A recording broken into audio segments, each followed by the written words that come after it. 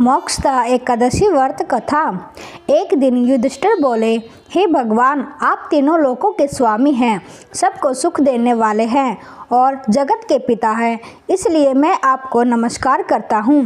हे देव, आप सबके हितैषी हैं, कृपा करके मेरे एक संशय को दूर कीजिए। मार्गशीर्ष मास के शुक्ल पक्ष की एकादशी का नाम क्या है?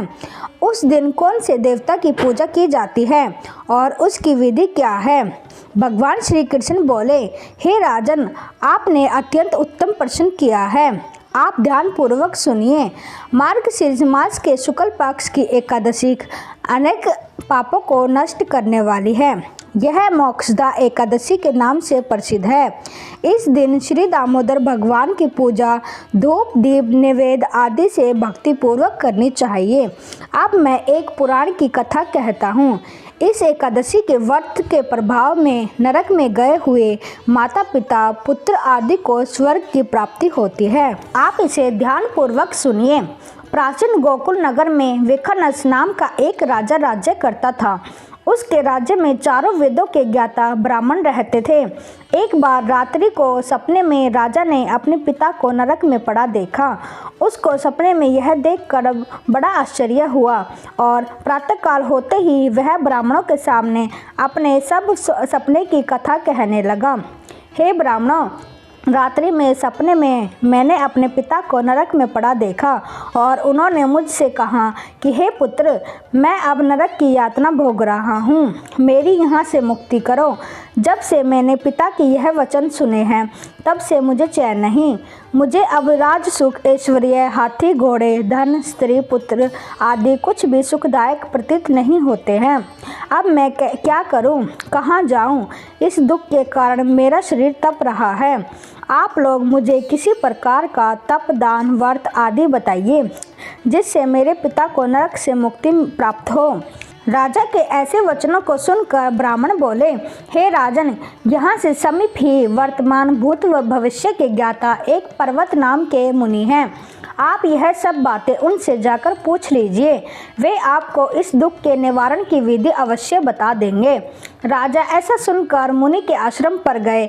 उस आश्रम में अनेकों शांतिचित योगी और मुनि तपस्या में लीन थे, जिनके बीच में चारों वेदों के ज्ञाता पर्वत नाम मुनि दूसरे ब्रह्मा के समान दिख रहे थे। राजा ने जाकर उनको प्रणाम किया। पर्वत मुनि ने उनसे कुशल क्षेम पूछी। तब राजा बोले, हे देवर्षि, आपकी कृपा से मेरे राज्य में सब कुशल है, परंतु अचानक एक सपने की वजह से मेरा मन अशांत हो गया है।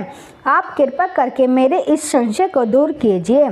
ऐसा सुनकर पर्वत मुनि ने एक क्षण के लिए नेत्र बंद कर लिए और भूत भविष्य का विचार करने लगे।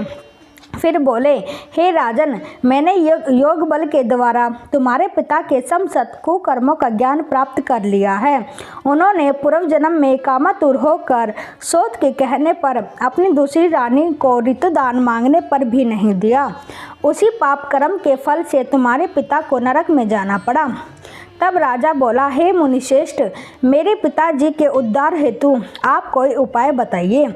तब पर्वत मुनि बोले, हे राजन, मार्गशीर्ष मास के शुक्ल पक्ष में जो एकादशी होती है, उस एकादशी को आप उपवास करें और उपवास के पुण्य को अपने पिता के लिए संकल्प करके छोड़ दें।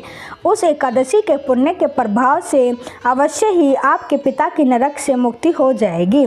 पर्वत मुनि के वचनों को सुनकर राजा अपने महल में आया और कुटुंब सहित मोक्षदा एकादशी का उपवास किया। उस उपवास के पुण्य को राजा ने अपने पिता की मुक्ति हेतु संकल्प देकर छोड़ दिया।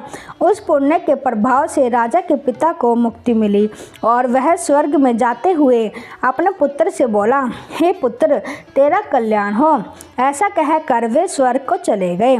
मार्गशीर्ष मास के शुक्ल पक्ष की मोक्षदा एकादशी का जो भक्तजन व्रत करते हैं उनको समसत पाप नष्ट हो जाते हैं और अंत में स्वर्ग लोक को जाते हैं। इस व्रत से बढ़कर मोक्ष देने वाला संसार में दूसरा कोई व्रत नहीं है।